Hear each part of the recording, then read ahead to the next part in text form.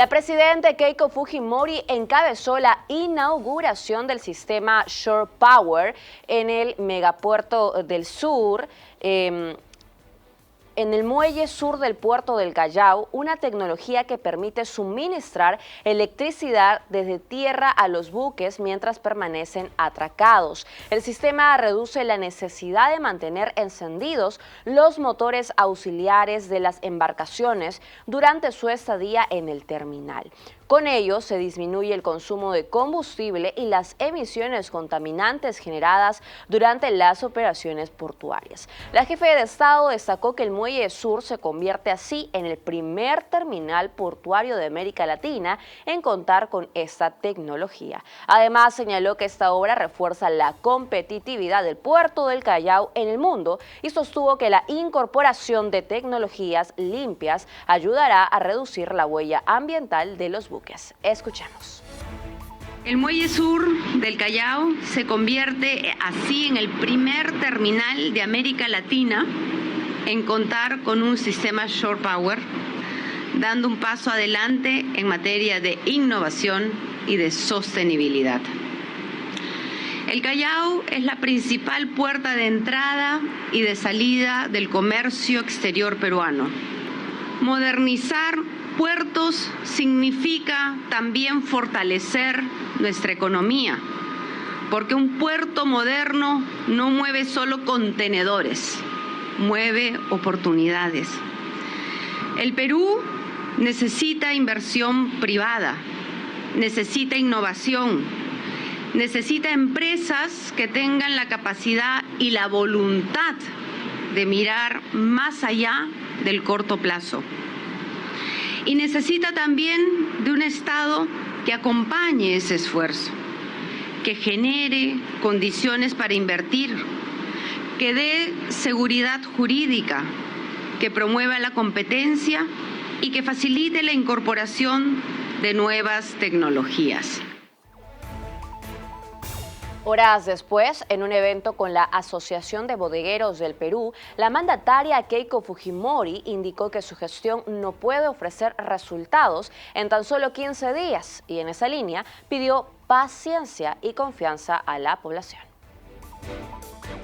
Hoy lo que ustedes van a ver es un gobierno absolutamente firme, que lo primero que está haciendo es motivando y levantándole la moral a las instituciones que están en primera fila, a nuestra Policía Nacional y a nuestras Fuerzas Armadas. Lo segundo que están viendo es un trabajo de coordinación, porque las instituciones no se hablaban, había un diálogo de sordos y lo único que había era críticas públicas entre ellas. Y lo tercero que hay es una estrategia donde se utiliza la inteligencia. No podemos dar resultados en 15 días. Por favor, les pido paciencia, pero sobre todo les pido que confíen en este gobierno, porque este gobierno les va a devolver el orden y la tranquilidad. Y estoy aquí para agradecerles por su trabajo, por su esfuerzo, pero sobre todo porque nunca se rindieron. ¡Viva los bodegueros del Perú! ¡Viva los emprendedores peruanos! ¡Viva el Perú! La Junta de Portavoces de la Cámara de Diputados aprobó por mayoría la distribución de las presidencias de las 18 comisiones para el periodo 2026-2027. El acuerdo se tomó según la proporcionalidad de las bancadas y deberá ser ratificado por el Pleno. Fuerza Popular presidirá 6 comisiones, entre ellas la de Trabajo y la de Ordenamiento y Seguimiento Legislativo. Por su parte, Juntos por el Perú liderará las comisiones de Constitución, Justicia, Energía y Minas y Acusaciones Constitucionales, es decir, los grupos de trabajo con mayor relevancia política.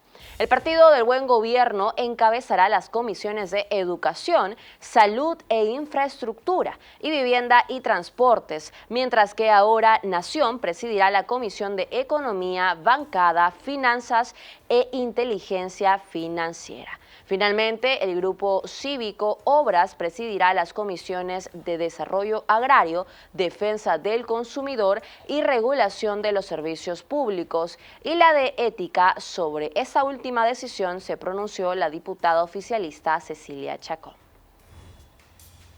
No solamente la Comisión de Ética está conformada por Obras, está conformada por la coalición de izquierda. Van a tener la presidencia, la vicepresidencia y la secretaría. Fuerza Popular y Renovación nos opusimos y pusimos otros candidatos, pero una vez más, la democracia es eso. Ellos ganaron con los votos, tendrán que preguntarles. La bancada de Juntos por el Perú planteó la creación de una comisión investigadora para esclarecer los hechos ocurridos el 7 de diciembre de 2022, fecha en la que Pedro Castillo fue detenido tras disponer la disolución del Congreso.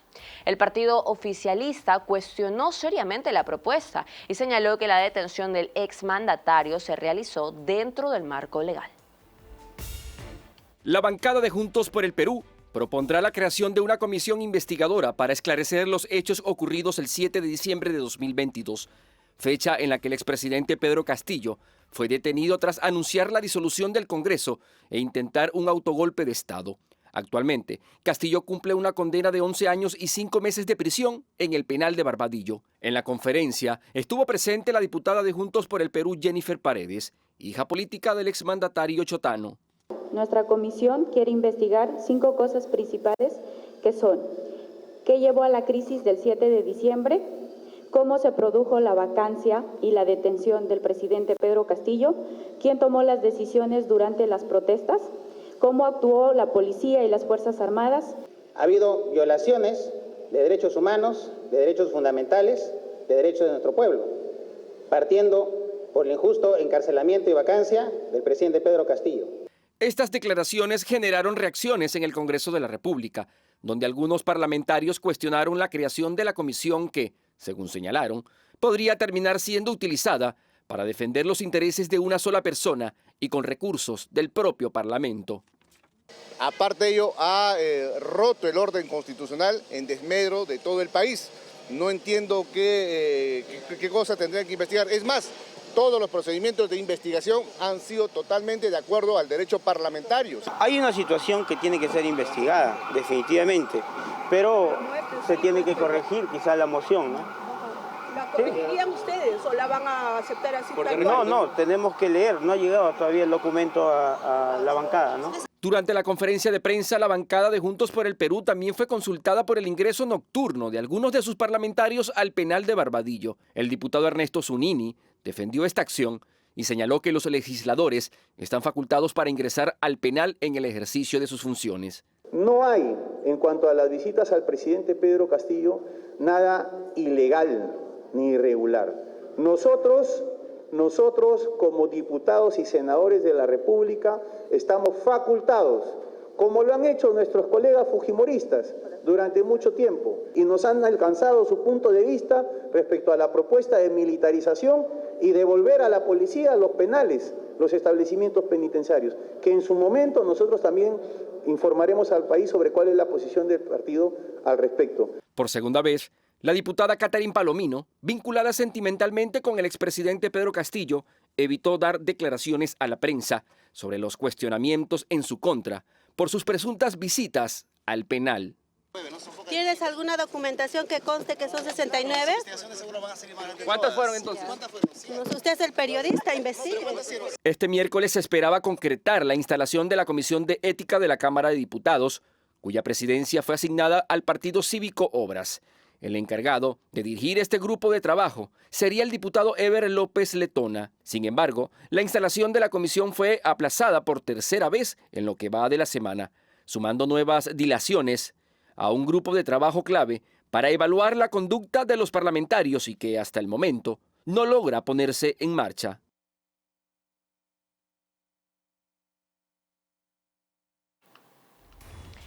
El candidato Rafael López Aliaga planteó reforzar la seguridad ciudadana en Lima con mayor inteligencia policial y la creación de un serenazgo metropolitano armado. Además, aseguró que su bancada apoyará a la presidenta Fujimori si decide retirar al Perú de la Corte Interamericana de Derechos Humanos.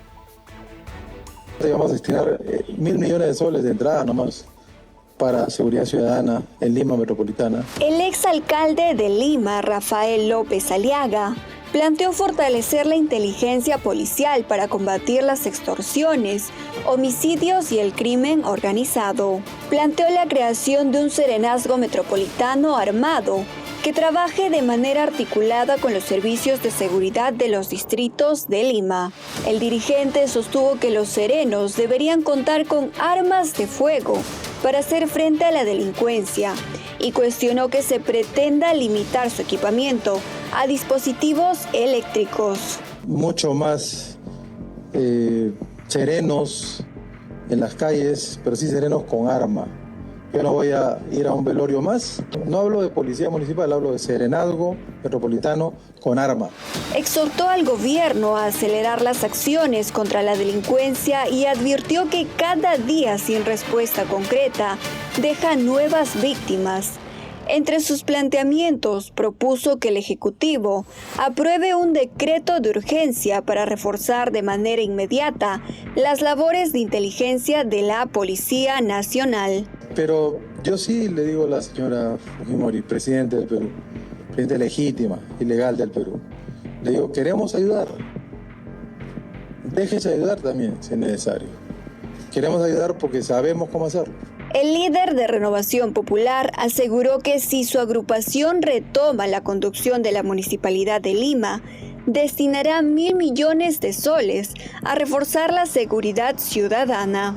Aliaga propuso que el Perú se retire de la Corte Interamericana de Derechos Humanos y aseguró que Renovación Popular tendría los votos necesarios en el Senado para respaldar una eventual iniciativa del Ejecutivo. Si usted lo pide, señora Presidente, al Senado pide retirar al Perú de la Corte Interamericana de Derechos Inhumanos, como bien lo dice Carlos Álvarez, ¿no?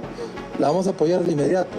Según explicó, una eventual salida del sistema interamericano permitiría impulsar medidas como la designación de jueces y fiscales sin rostro, además de endurecer las penas para determinados delitos. También propuso aplicar la cadena perpetua para quienes sean responsables de delitos graves, como la violación de menores, la corrupción de funcionarios y la extorsión. Cadena perpetua para violador de criaturas, para funcionario corrupto, empezando el presidente de la República hasta regidor metropolitano. El líder de Renovación Popular reafirmó su disposición a trabajar de manera coordinada con el gobierno y el Ministerio del Interior para impulsar medidas frente a la inseguridad. Cabe recalcar que entre sus principales aliados en materia de seguridad ciudadana se encuentran el ex candidato presidencial Carlos Álvarez, la licenciada Janet Alonso Contreras, el general Miguel Herrera, el coronel Luis Yataco, el doctor Alberto Tenorio, el mayor Daniel Ponce y Carlos Coronel, licenciado en el Servicio de Inteligencia.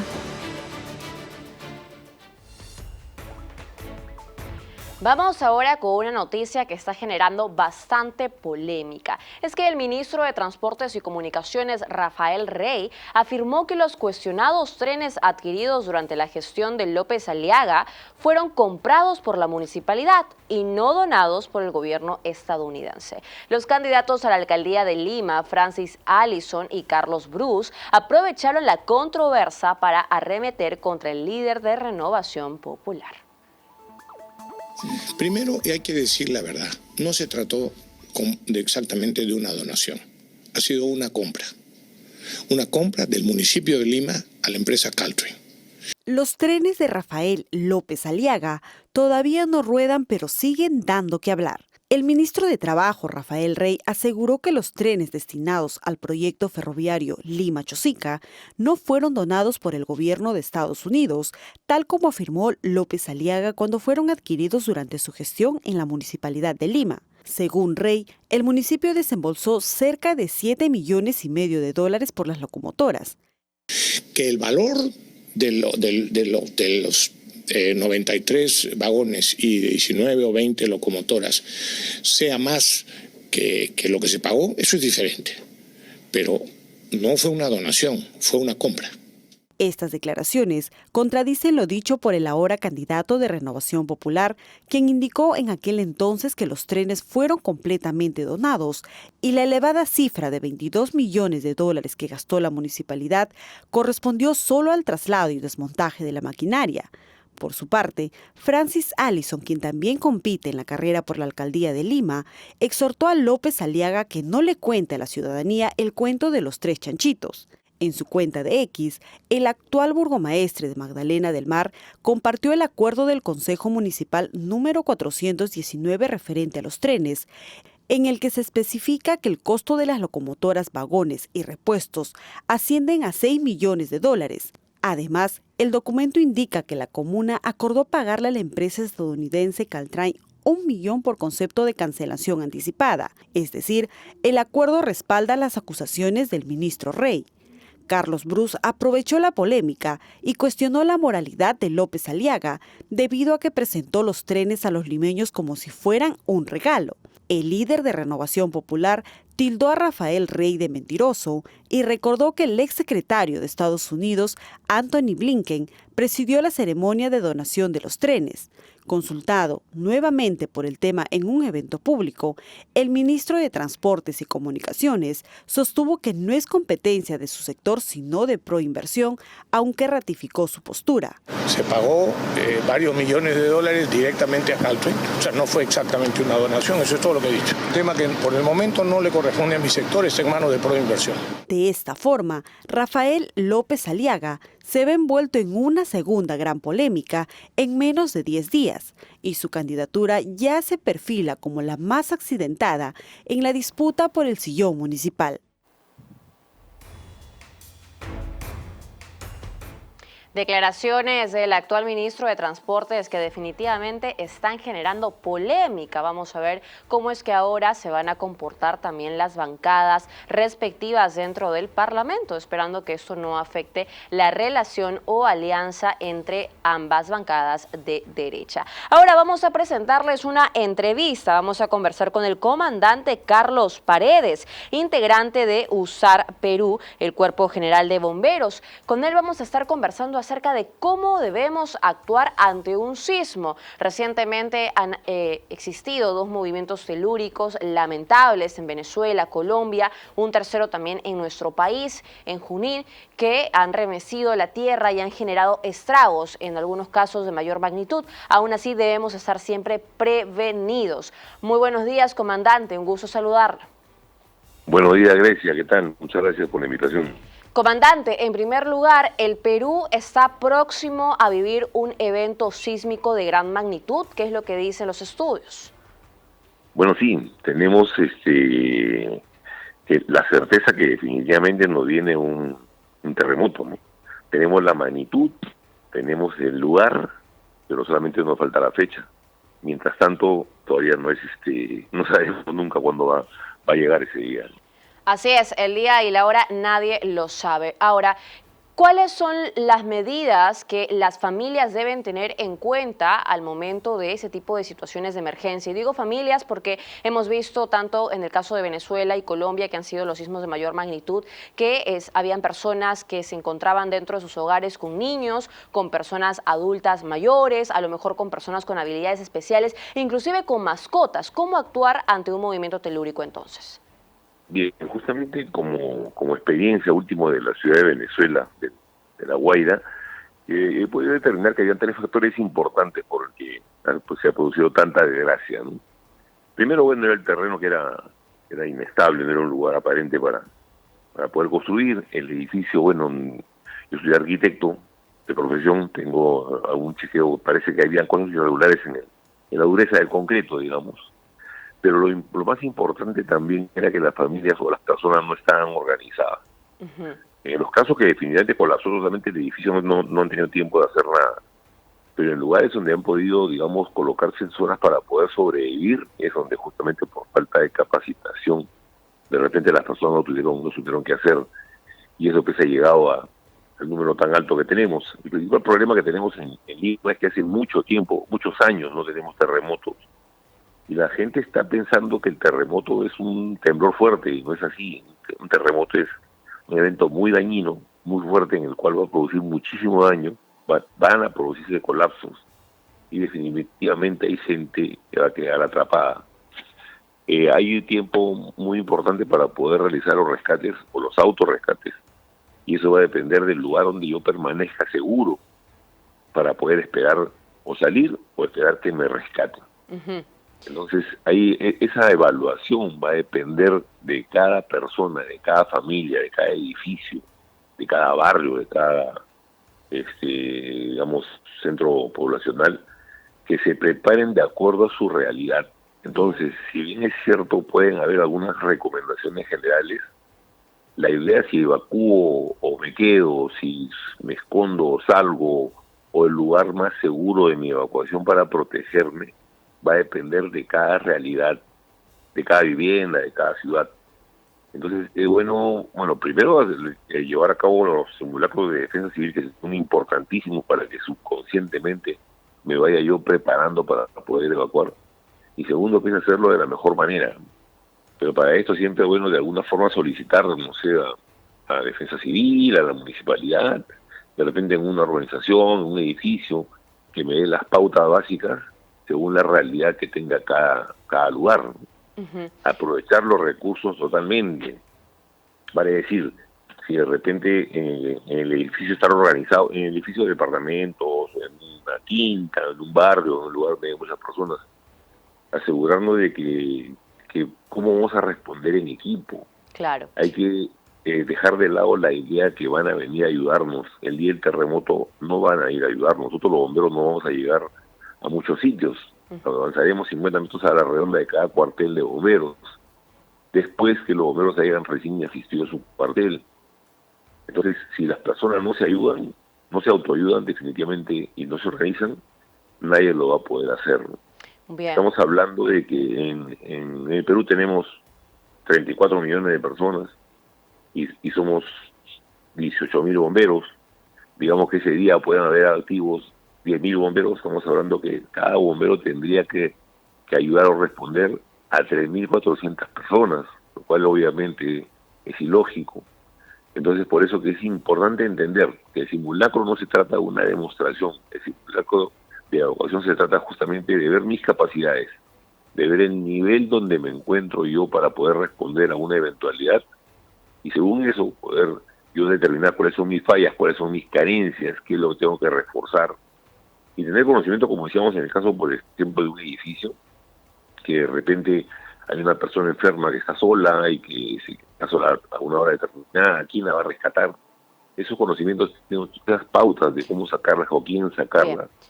Claro, la autoayuda, como usted lo menciona, ¿no? Que además va a depender mucho del contexto de cada familia. Pero poniéndonos en una situación específica, estimado, ¿qué pasaría si yo estoy en un edificio? Va a depender del número de pisos donde yo me encuentre para saber si es que tengo que evacuar, si es que tengo que quedarme en mi departamento o en la vivienda, o si es que a lo mejor tengo que subir hasta la azotea.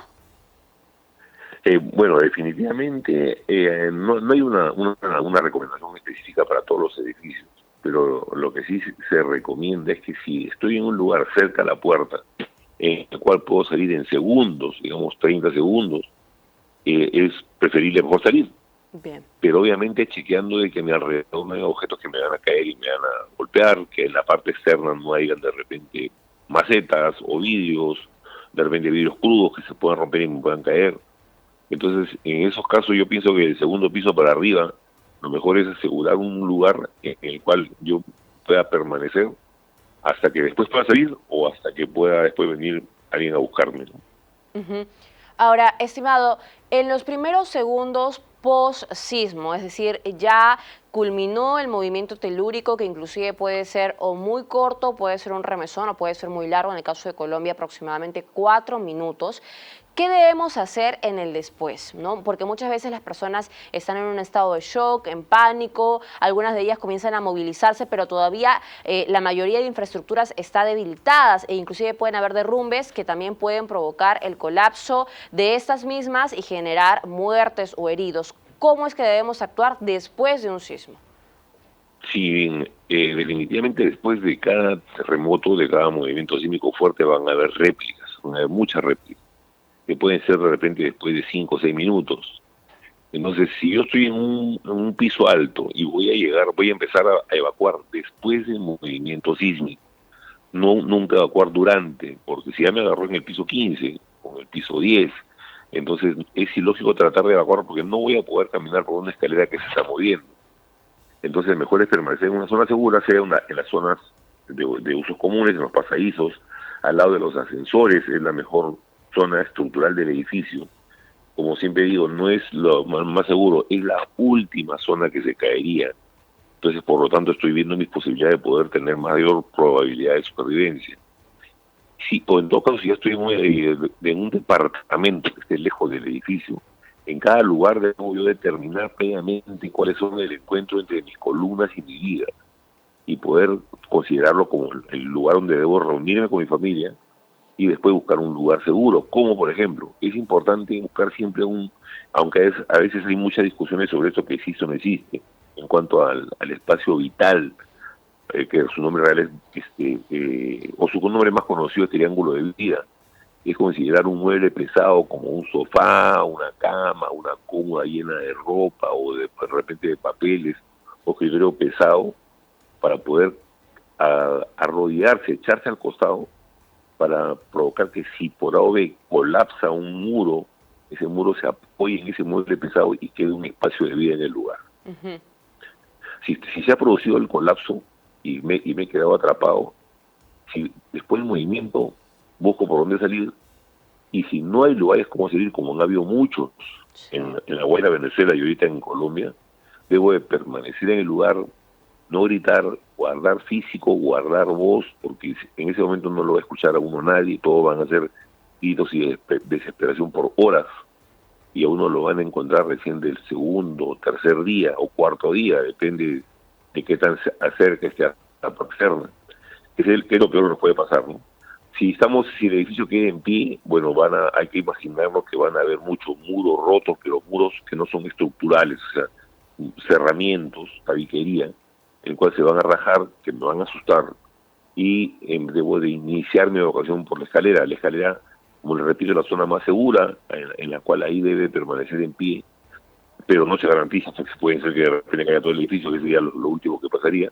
Pero como le digo, si terminó el movimiento y el edificio sigue en pie, tratar de evacuar. Si estoy en un piso 15, no voy a llegar al primer piso antes que se produzca una réplica, me va a agarrar otra réplica. Así es. De repente por el piso 8, de repente por el piso 7, y que tengo que hacer simplemente me paro un costado, si es posible me siento en una grada o me agarro bien de la baranda, de la escalera, y espero que termine el sacudón, y con cuidado porque va a haber gente nerviosa que va a bajar corriendo y me van a empujar, así que por eso es importante colocarse al costado de la escalera o en el descanso o pegado a la baranda. Bien. Muchas gracias, comandante Carlos Paredes, por cada una de sus recomendaciones, que definitivamente son de mucha ayuda para toda la población peruana. Hemos conversado con el integrante de USAR Perú, Cuerpo General de Bomberos, el comandante Carlos Paredes. El precio de los combustibles volvió a dar un salto en el mercado peruano y el diésel es el producto más afectado. Su valor al por mayor ya supera los 24 soles por galón y especialistas advierten un fuerte impacto en el costo de los alimentos y otros productos de consumo. En los últimos meses, el diésel ha registrado uno de los mayores incrementos entre los combustibles. Su precio mayorista prácticamente se ha duplicado en comparación con los niveles que tenía antes de la escalada del conflicto en Medio Oriente. Por la guerra entre Estados Unidos e Irán.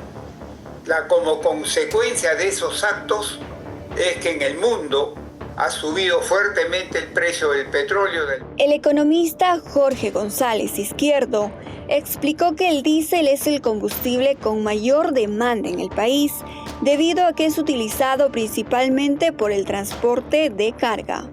El diésel lo quema muchas empresas de diferentes sectores, manufactura, minería, construcción, es decir, de pesca, muchas empresas de diversos sectores productivos. Sostuvo que el actual incremento de los precios de combustibles sería temporal y respondería al contexto internacional y a las tensiones geopolíticas que impactan en el mercado energético mundial. Es temporal, transitorio. Va a durar lo que dure la guerra entre Estados Unidos e Irán. Sin embargo, el incremento del precio del diésel afecta directamente la economía de miles de transportistas. Bueno, la verdad que es excesivo el precio, la verdad que debería bajar un poco, ¿no? Bueno, es comprensible por la situación que ocurre en Oriente, pero demasiado. Cuando empezó la guerra, de un momento a otro se elevó el petróleo. El combustible, incrementa el gas, todo, ¿no? Al subir el combustible también sube todas las cosas, todos los insumos. Y es que el alza del diésel no se queda solamente en los grifos. Al ser uno de los principales combustibles utilizados para el transporte de carga, cualquier variación en su precio puede terminar reflejándose en el costo de traslado de productos y con ello en el precio final que pagan los consumidores. Y en esta misma línea, nuestro compañero Ahmed Alaba ha salido a las calles de La Victoria a preguntarle a los transeúntes, a los transportistas, cómo es que esta alza en el precio está afectando su día a día. Nos vamos a enlazar con él en vivo. Buenos días, Ahmed, ¿cómo estás? Muchas gracias por el pase, Grecia. Y sí, precisamente a raíz de esta nota que hemos podido ver de nuestra compañera Kayla, nos encontramos en el grifo de circunvalación en el distrito de La Victoria para saber un poco sobre la opinión de los conductores acerca de este incremento de los combustibles que se está dando desde hace unos días. Señor, coméntenos un poco, ¿usted ha tenido inconvenientes en el tema de la economía con respecto al...? Sí, bastante inconveniente de la subida del combustible, demasiado está subiendo. Yo quisiera la señora Keiko que haga algo por el grifo, por los combustibles. Ahí tenemos un poco de problemas con los conductores. Ok, señor, ¿y desde cuándo más o menos está viendo usted este incremento? Ya casi dos semanas que está en este subida. Antes que entre la nueva gobierna, el combustible estaba bajando. Y cuando ha subido ya unos 4 o 5 días, empezó ya a subir el combustible así. Y ahorita ya no estaba ya demasiado ya. Ahora por ejemplo, ¿con cuánto está tanqueando a diferencia de hace unos días? Yo tanqueaba con 60 soles, ahora estoy tanqueando con 100 soles. Ahí está mi boleto. ¿Y usted a qué cree que se debe este incremento? ¿Tiene conocimiento de ello? Todo el mundo se hará la pregunta, ¿por qué está subiendo el combustible? No sabemos por qué es, no sé cuál es la cosa que está pasando, que sube el combustible. Nos preguntamos nosotros mismos. Yo manejo transporte público, yo manejo en la 52, yo manejo transporte público. Tú sabes que el transporte público gasta, nosotros echamos petróleo solamente hasta 200, ahora ¿cuánto estamos echando? 540 estamos echando en combustible en transporte público. De este negocio que yo tengo. Y veo que usted tiene negocio, ¿no? Porque ¿cómo está afectando eso también? Me está afectando totalmente. Tengo que ir a trabajar al transporte para poder hacer mi recurso. Yo trabajo para el petróleo de mi señor trabaja para su negocio. Y no rinde. Ya demasiado el combustible, amigo. Bueno, señor, muchas gracias.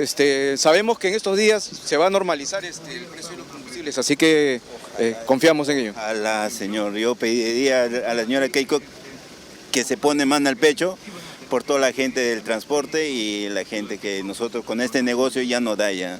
Y acá los panes yo no gano por soles, sino gano por céntimos. Y acá ya el combustible ya me está afectando totalmente, ya no hay negocio para nosotros. Quisiera dejar, pero ¿de qué como? ¿De qué vivo? Aunque yo trabajo en otro lado, pero de todas maneras yo vivo de acá, mantengo a mi familia. Ok, señor, muchas gracias por sus opiniones. Grecia, como vemos, en estos momentos, por ejemplo, tenemos el precio del combustible regular de la gasolina a 18.57. Esto ha significado aproximadamente un incremento de 5 soles desde hace 2 semanas. Sabemos que en febrero el precio estuvo más o menos bordeando los 13 soles, pero esto es porque es un grifo de Petroperú, porque en otros grifos tenemos conocimiento de que es alrededor de, el precio de la gasolina regular es alrededor de unos 23 soles. Eso significa un precio ya considerable para la economía de los conductores. Adelante contigo. Muchas gracias. Muchas gracias, Ahmed, por esa información. La verdad, muy concreto lo que nos contaba aquel transeúnte. Mire, note usted la diferencia. Tanqueaba antes con 60 soles y ahora con 100 soles. Son 40 soles adicionales en su día a día, teniendo en cuenta, por supuesto, dónde se encuentra, cuáles van a ser las actividades que va a desarrollar. Pero, por supuesto, esto no solamente incide en el transportista, sino también en todos los comercios que están a su alrededor. Hablamos del pasaje para aquellos transeúntes que suben a transporte público, hablamos de alimentos y otros sectores productivos. Así que, como lo dijo también aquel transeúnte, esperemos la respuesta por parte del gobierno actual, el gobierno de la señora Keiko Fujimori. Siendo las 8:40 de la mañana, tenemos que irnos a nuestro bloque regional.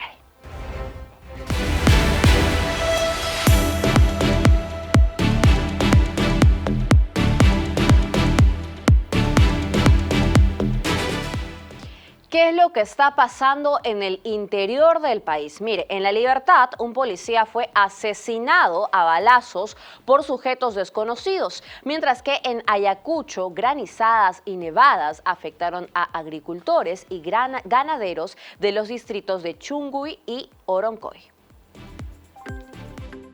En La Libertad, un efectivo de la Policía Nacional fue asesinado a balazos cuando se desplazaba en su motocicleta por la carretera Guadalupe-Pueblo Nuevo, en la provincia de Pacasmayo. La víctima fue identificada como Max Mondragón Rodríguez, agente en actividad de 30 años, quien habría sido interceptado por sujetos desconocidos alrededor de las 8:30 de la noche. Tras el ataque, personal policial aisló la zona e inició las primeras diligencias. Por otro lado, en Ayacucho, granizadas y nevadas afectaron a agricultores y ganaderos de los distritos de Chunguy y Oroncoy en la provincia de La Mar, provocando pérdidas económicas por daños en cultivos y animales.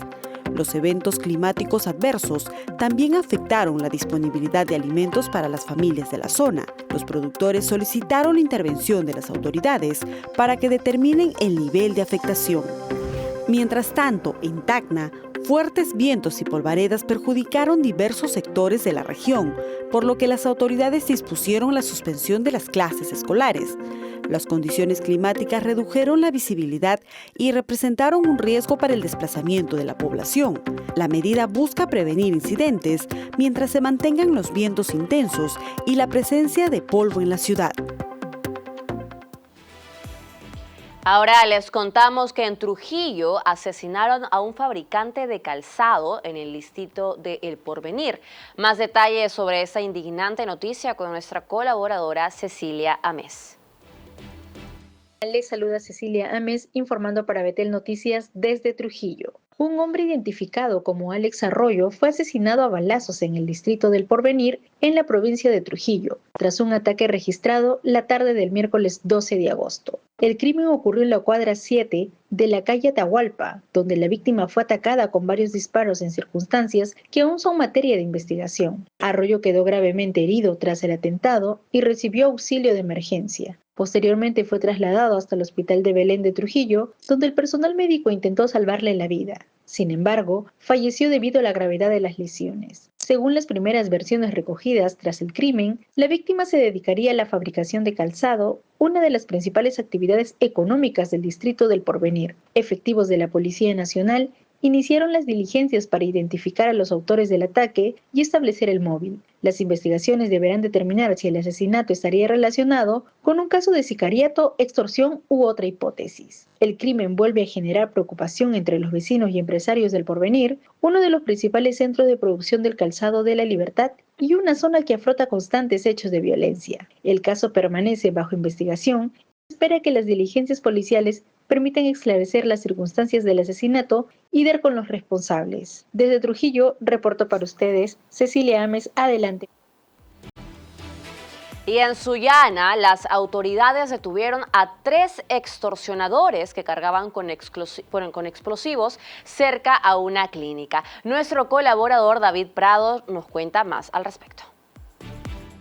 Buenos días, informando para Betel Noticias desde Sullana. 3 personas fueron intervenidas por la policía aquí en nuestra ciudad como parte de una investigación por presuntas amenazas contra un médico. La operación se realizó cerca de la Clínica Santa Rosa. Según información policial, una de las principales pistas fue el vehículo utilizado por los sospechosos debido a que la unidad apareció registrada en una evidencia relacionada con los mensajes enviados a la víctima. Los intervenidos son 2 hombres de 29 y 27 años, además de una mujer de 46 años. Durante la revisión de los efectivos, encontraron un cartucho de dinamita, una munición calibre 9 milímetros y 3 teléfonos celulares. De acuerdo con las primeras diligencias, las 3 personas tendrían una presunta vinculación con una organización procedente de Trujillo, información que deberá ser corroborada durante las investigaciones. Asimismo, 2 de los intervenidos son hermanos y tendrían un vínculo familiar con una persona que actualmente cumple una condena por un delito relacionado con este tipo de amenazas. Los 3 quedaron a disposición de las autoridades, mientras los equipos celulares y demás elementos incautados serán sometidos a las pericias correspondientes. Las investigaciones continúan para determinar el grado de participación de cada uno de los intervenidos y establecer si existen otras personas relacionadas con el caso. Desde la ciudad de Sullana, reportó para ustedes David Prado para Betel Noticias. Muchas gracias, David Prado. De esta manera damos por culminado el bloque regional para iniciar el bloque internacional.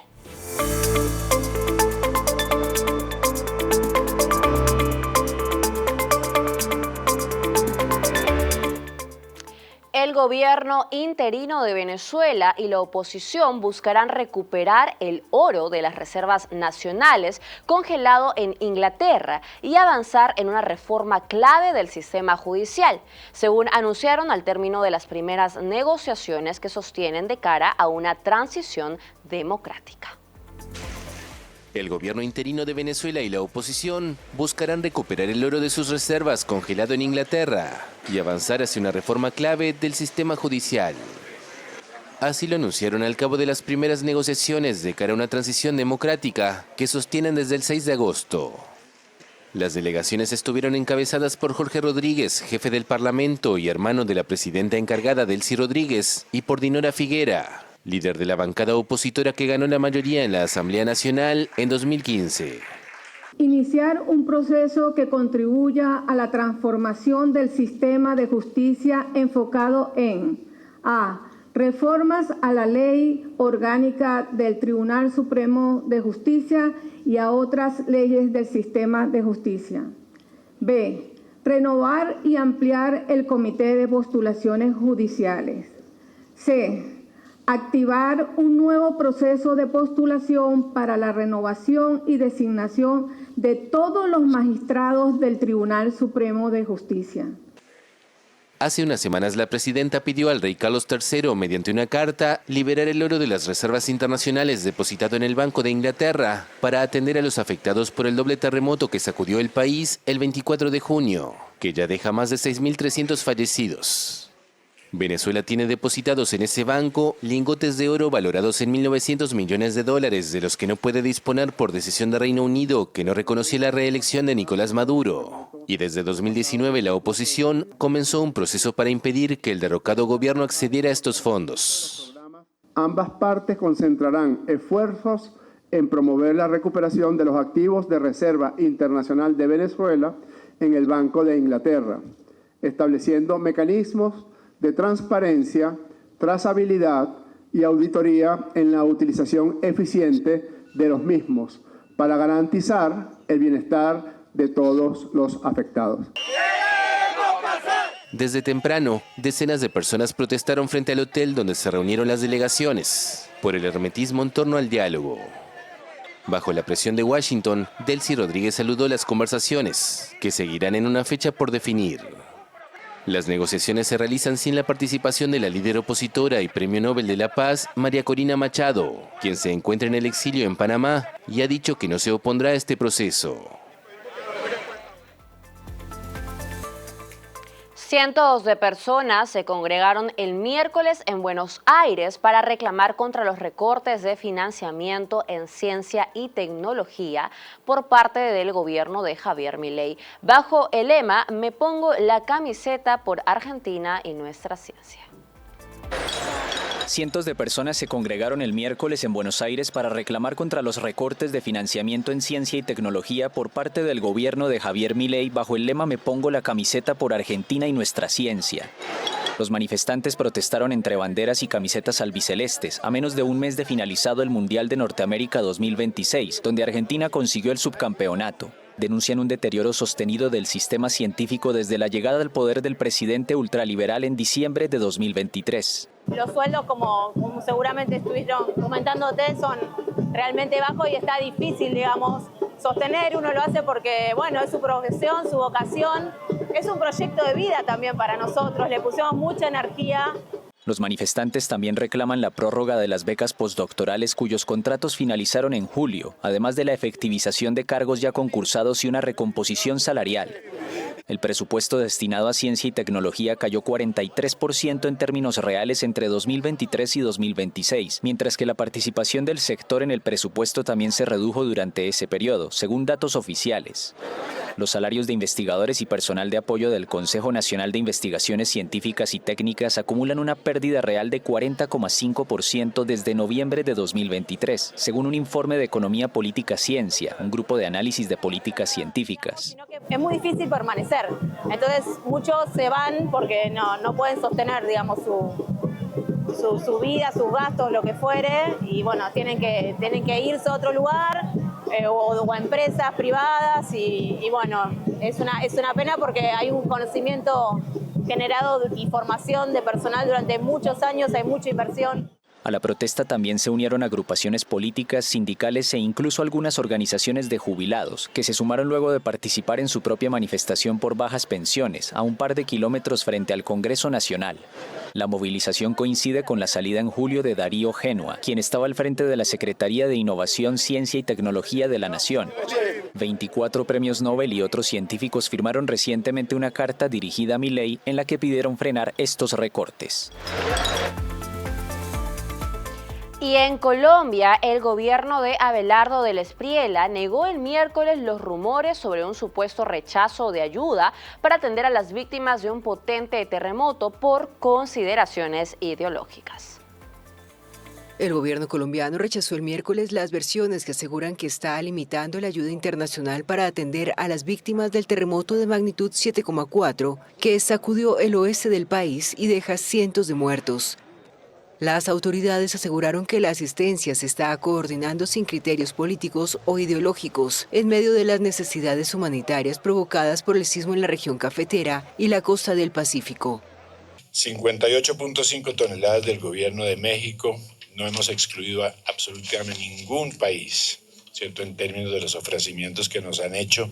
Trabajamos con países sin ninguna consideración ideológica ni política y aceptamos y agradecemos aquí su ayuda de manera encarecida.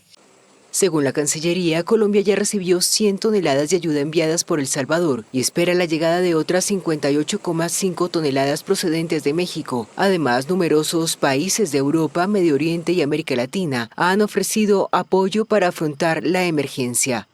Las autoridades también precisaron que las solicitudes formales de equipos internacionales de búsqueda y rescate fueron dirigidas a Estados Unidos, El Salvador, Ecuador e Israel, con el objetivo de reforzar las operaciones para localizar sobrevivientes.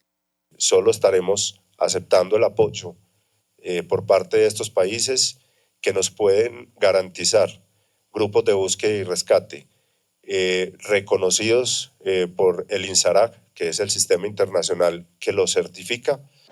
Mientras continúan las labores de rescate, también han llegado de forma independiente brigadas de voluntarios extranjeros, entre ellas los Topos Aztecas de México. El gobierno asegura que trabaja para coordinar la ayuda internacional y acelerar la asistencia a las miles de personas afectadas por una de las peores catástrofes naturales registradas en Colombia en las últimas décadas.